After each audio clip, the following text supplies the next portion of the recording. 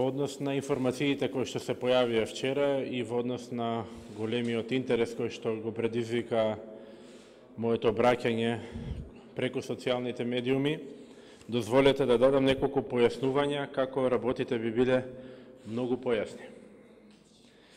Ова се 7 решение со кои што им престанува работниот однос на 7 вработени во Генералниот секретаријат, подпишани од претходниот генерален секретар Кирил Божиновски на 1.6.2017 година. Причината поради која што престанува работниот однос без никакво покренување на соодветна постапка е истата она за која што зборев и вчера, а тоа е недоаѓање 3 дена последователно на работа во последните месец дена.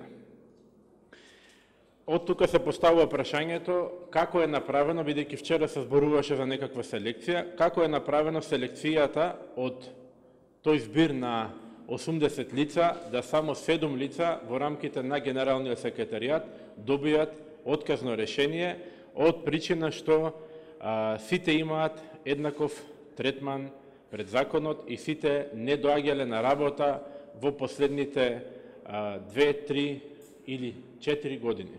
Затоа сакам да упатам едно прашање до вас, меѓутоа се разбира ова нема да остане во вид на прашање, туку ќе покренеме соодветната постапка во многу брзо време, се надевам и во текот на утрешниот ден, кога ќе биде покрената соодветна кривична постапка за злоупотреба и нанесување на штета на буџетот на Република Македонија во висина од 824.000 евра.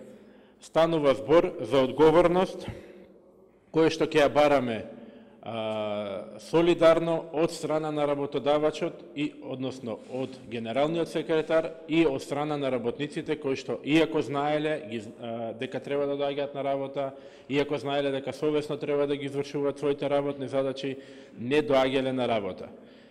Располагаме со писмена евиденција и тоа како доказ ќе биде доставено до јавното обвинителство, во која што се гледа дека овие вработени во последните 2, 3 или 4 години, зависно тој кој кога е примен на работа, еднаш во неделата во однапред подготвен распоред доаѓале да се потпишуваат дека се присутни тој ден. Во останатите 4 дена немале никаква обврска. И во истиот ден кога доаѓале на работа немале никаква друга обврска, туку едноставно требале да дојдат и да се потпишат.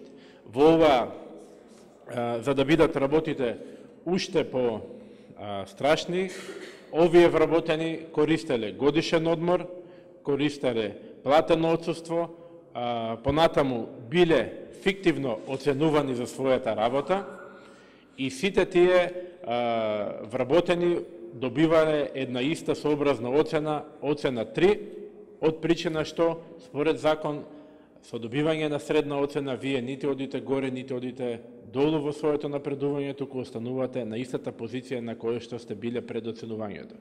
Значи, станува збор за едно организирано делување, кое што е во соработка и во координација помеѓу генералниот секретар претходен, вработените кои што взимале плата и службите кои што го организирале таквото делување.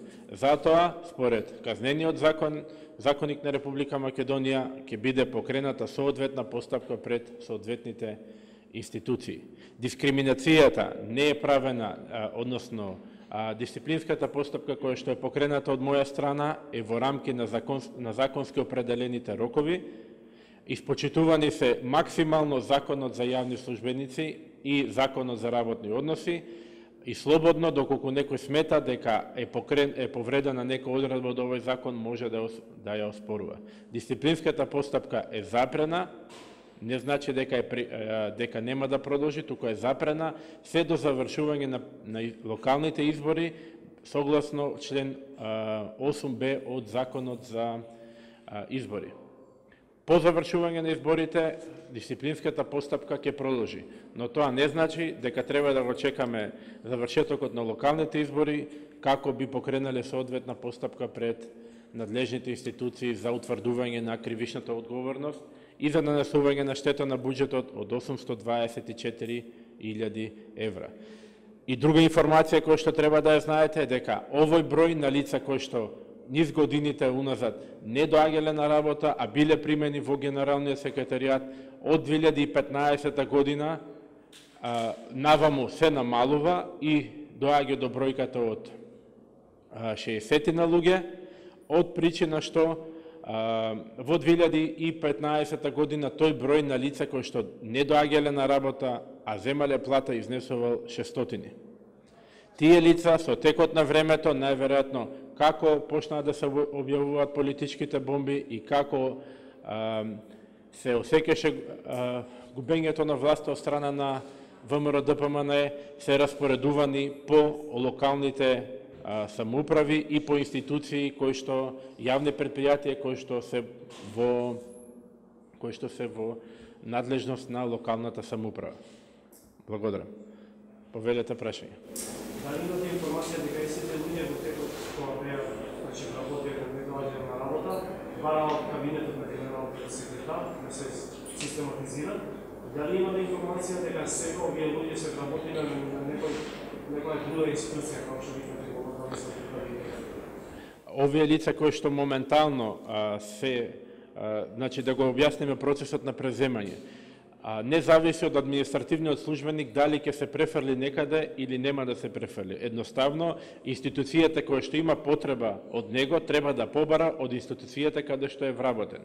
Затоа трансферот на овие лица и намалувањето на бројката од 600 на некои 60 е по принципот да единиците на локалната самоуправа и јавните предпријатија во рамките на локалната самоуправа, каде што власт е била ВМРО ДПМН, овие лица ги повлекувале се со цел да го зацкријат земањето на плата без овие лица да доаѓаат на работа. За колку лица е таа дисциплинска и за колку има кривична? 80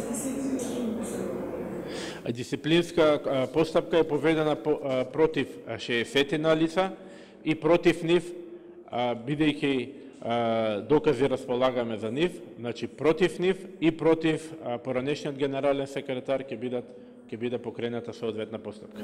Господин Рашевски, во кој период овие луѓе имаат плати? Овие луѓе Веќе сте покренале дисциплинска постапка, ме интересира во кој период овие примале плати? тие лица примале плата за примаат и се уште за жал плата, бидејќи законските можности не дозволуваат овие лица да бидат избркани од работа. Без соодветна, овие лица доаѓаат на работа, меѓутоа одбиваат вршење на било каква... Значи не може да ги спогледат престанат на работа, но поради тоа што не доаѓаат? Да. Уште повеќе што вештината на заскривањето на целата работа е пред доаѓањето на новата власт во владата на Република Македонија и пред доаѓањето мое во Генералниот секретаријат, овие лица имаат земено годишен одмор. Значи, едно организирано злоупотребување на своите права, кое што очигледно било дека се во насока да се спречи нивно бркање од работа. Господин Рашевски, ја знам дека вие зборувале за ваше, што се вели дело Генерални секретаријат, меѓутоа имате ли информации како е по другите служби? Од министерствата јавни установи воопшто. Колку имате и таму има огромен број што вака исто само доаѓаат на работа. Имам информација дека доаѓаат на работа кои се службени возила, само за тоа, не за да работат. Така.